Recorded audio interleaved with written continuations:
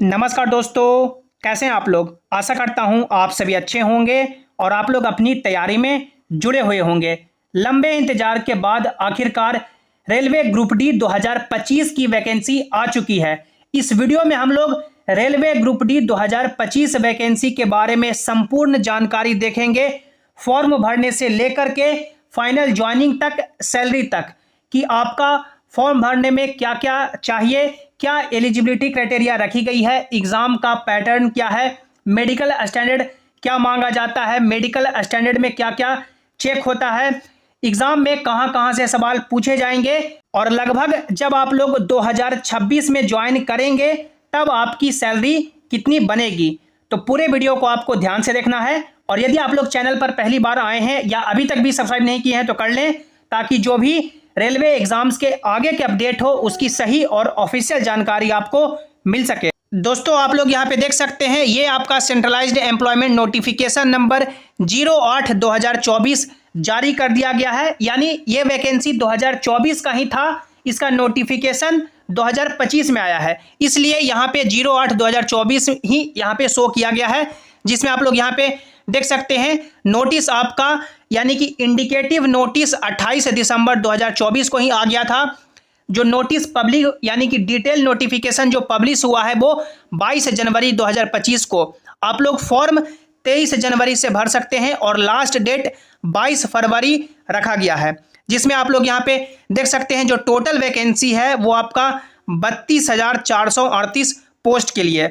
और यहाँ पे जो एज क्राइटेरिया काउंट होगा वो एज काउंट होगा 1 जनवरी 2025 को। मिनिमम एज भी 1 जनवरी 2025 को ही काउंट होगा और मैक्सिमम यानी कि अपर एज भी 1 जनवरी 2025 तक ही काउंट होगा। मिनिमम एज 18 साल और मैक्सिमम एज 36 साल यहाँ पे मांगा गया है। इस नोटिफिकेशन से पहले यानी कि जितनी भी वैकेंसी आती थी उसका मिनिमम एज 18 होता था और मैक्सिमम एज 33 साल। लेकिन कोरोना काल में वैकेंसी नहीं आई, इसलिए यहाँ पे देख सकते हैं साफ बता गया कि कोविड-19 में वैकेंसी नहीं आ पाई, इसलिए 3 साल का एज रिलैक्सेशन, जितनी भी अभी वैकेंसी आई है सभी वैकेंसी में 3 साल का एज रिलैक्सेशन दिया गया है। अब इसके हम लोग आगे बढ़ें तो आप लोग यहाँ पे देख सकते हैं ये आपका वैकेंसी का चार्ट है कि कौन कौन सी पोस्ट है। जिसमें आप लोग यहाँ पे देख सकते हैं टोटल आपका 14 पोस्ट है। इसके लिए हम लोग पोस्ट प्रेफरेंस लेके आएंगे, क्योंकि बहुत सारे कैंडिडेट ना समझ में या जल्दबाजी में पोस्ट प्रेफरेंस गलत भर देते हैं और जब फाइनल सिलेक्शन होता है तो उनको ऐसा पोस्ट मिल जाता है जिसमें काफ़ी ज़्यादा काम है, हार्ड वर्किंग काम है और फिर उसे बाद में छोड़ना चाहते हैं। तो पोस्ट प्रेफरेंस के लिए हम लोग अलग से एक सेपरेट वीडियो लेके आएंगे जिसमें मेडिकल स्टैंडर्ड भी रहेगा, क्योंकि हर पोस्ट के लिए अलग अलग मेडिकल स्टैंडर्ड यहाँ पे मांगा गया है। आप लोग यहाँ पे देख सकते हैं जो मेडिकल स्टैंडर्ड है, जैसे कि C1 है, B1 है, उसके बाद देख सकते हैं B1 मेडिकल स्टैंडर्ड है, C1 है, A1 है, A2 है, A3 भी है। तो यहाँ पे अलग अलग मेडिकल स्टैंडर्ड मांगा गया है। तो इसके लिए एक सेपरेट डेडिकेटेड वीडियो आएगा पोस्ट प्रेफरेंस के लिए। इसके बाद हम लोग आगे बढ़ें और आप लोग यहाँ पे देख सकते हैं अलग अलग जो रिजर्वेशन का लाभ लेते हैं उनको एज रिलैक्सेशन भी दिया जाता है। जैसे जो ओबीसी के कैंडिडेट हैं उनको एज रिलैक्सेशन यहाँ पे +3 साल का दिया जाएगा, देख सकते हैं 3 साल का, SC ST का 5 साल का, और यहाँ पे देख सकते हैं एक सर्विसमैन PWBD कैंडिडेट का अलग अलग एज रिलैक्सेशन दिया गया है। जैसे 18 से लेकर के 36 साल ये जो क्राइटेरिया है ये जनरल वालों के लिए है। जैसे ओबीसी के लिए 36 + 3 यानी कि 39 साल तक हो जाएगा, SC ST के लिए 41 साल तक हो जाएगा। इसके बाद हम लोग आगे बढ़ें और बात करें एग्जाम पैटर्न की। जैसे कि आप लोगों ने फॉर्म भर दिया, फॉर्म भरने के बाद आपका एग्जाम होगा। अब बहुत सारे कैंडिडेट फॉर्म भरने में डॉक्यूमेंट की बात करेंगे तो यहाँ पे एजुकेशनल क्वालिफिकेशन देख सकते हैं साफ कर दिया गया है कि जो आपका एजुकेशनल क्वालिफिकेशन रहेगा वो 10th पास और ITI और इक्विवेलेंट और national apprenticeship certificate granted by NCVT। यानी यदि आप लोग सिंपली 10th पास है फॉर्म भर सकते हैं, ITI किए हैं फॉर्म भर सकते हैं, यदि आप लोग अप्रेंटिसशिप किए हैं रेलवे से तो फॉर्म भर सकते हैं। और यही एलिजिबिलिटी सभी यानी कि वैकेंसी के लिए 100% वैकेंसी के लिए आपका यही एलिजिबिलिटी है। ITI जो कुछ पोस्ट के लिए कंपलसरी था वो हटा दिया गया है, अब ये ओपन है, यानी कि आपके पास कुछ भी डिग्री है, मिनिमम 10th पास है तो आप लोग सभी पोस्ट के लिए एलिजिबल हैं। अब यहाँ पे आप लोग ये देख सकते हैं कि एग्जाम का पैटर्न क्या है। एग्जाम के पैटर्न में कुछ भी बदलाव नहीं किया गया है।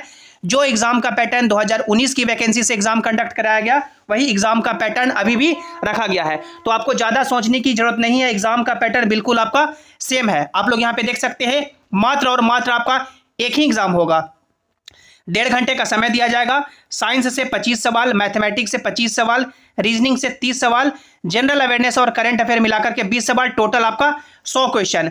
100 क्वेश्चन 1.5 घंटे में आपको यानी कि ऑनलाइन जो आपका कंप्यूटर बेस्ड टेस्ट होगा, ऑनलाइन एग्जाम होगा वो देना होगा।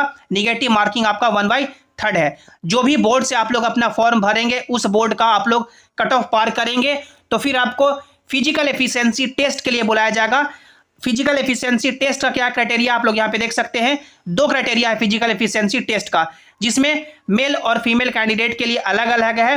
फर्स्ट क्राइटेरिया है मेल कैंडिडेट के लिए, आप लोग यहाँ पे देख सकते हैं कि 35 kg का वजन उठा करके 2 मिनट में 100 मीटर चलना होता है।